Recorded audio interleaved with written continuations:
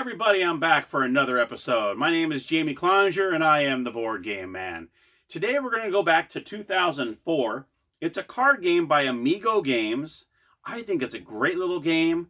It's called No Thanks. The object of this game is not to get the most amount of points, but the least amount of points. Very interesting, huh? Well, let's head on over to the gamers table and I'll show you how to play.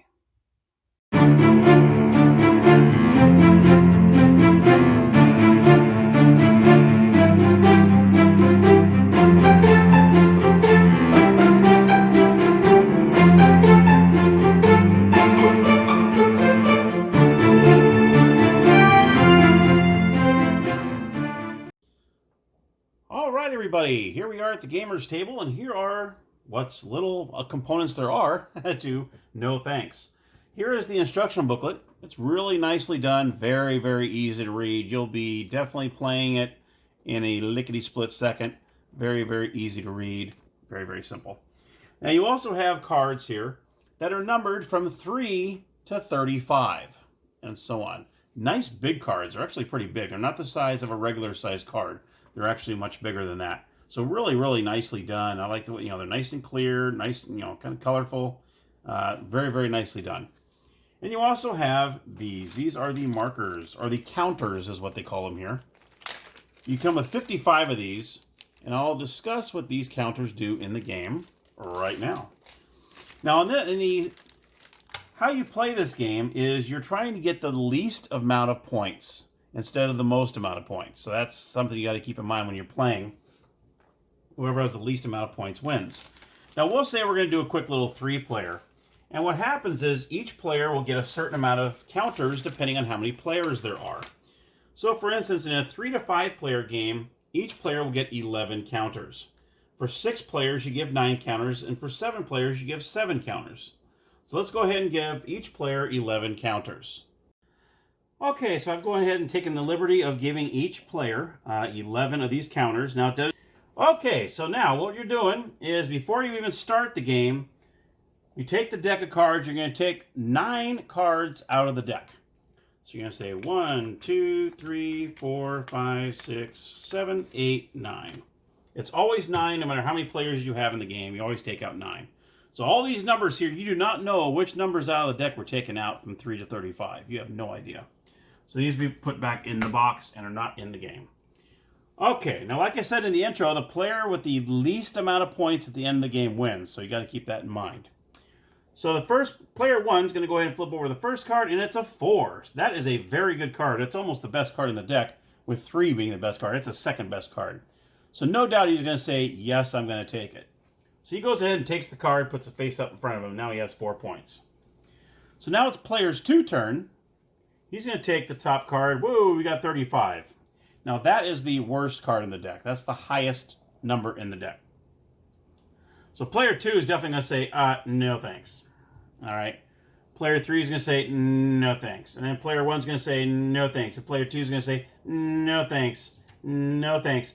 It's going to keep going until someone decides, you know what, I'm going to go ahead and take it. Now, a reason why they might want to take it is after you're sitting there taking, no thanks, no thanks, the person who actually takes the card gets to also keep the counters. And that can be big later on in the game. Because if you run out of counters in the game, you must take the card that's on there. So you have to be very careful about that. You have to kind of keep in mind how many cards are in there. So say player 2 says, I'll go ahead and take it. So he's going to go ahead and take all these counters, and he gets the 35 points. Okay, I'll put it over here. There we go. Player 2 gets 35. Okay. So now he has more counters than the other one. Now, in the game, you don't want these counters showing. So in the game, you really kind of want to put these counters in your hand. Kind of keep them off to the side or keep them in your hand, palm. So that, because you don't want anybody else knowing how many counters you have. Because if they see that you don't have any left, you know what? They're gonna probably force those big cards on you, and they don't know whether you have these or not. So kind of keep them either in your hand or somewhere where the other players can't see them. I just have them out here for demonstration purposes. So player 2 took 35. So now we're going to do the third card, which is 12. Not a bad card. Let's just say player 3 says no thanks, and player 1 says yes, I will take it. Okay. So he takes the counter, He's going to take the 12. Now it's back to player 1. Player 1 is going to flip over the card, and now we have a 13. Now this is one of the rules in the game that I really like. I think it's really cool that they do this. So player 1 is going to look at that and say, oh, I definitely want that 13. And the reason why is if you have any consecutive numbers in the deck, 12, 13, and it can be as little as 2 numbers. So you can have 12, 13, it would still work. If you end up snagging cards that are in consecutive order, you only will get dinged the points of the lowest number of the consecutive row. So you have 12 and 13, you will not get dinged for the 13 because you have 12. So you'll put the 12 right on top and so on.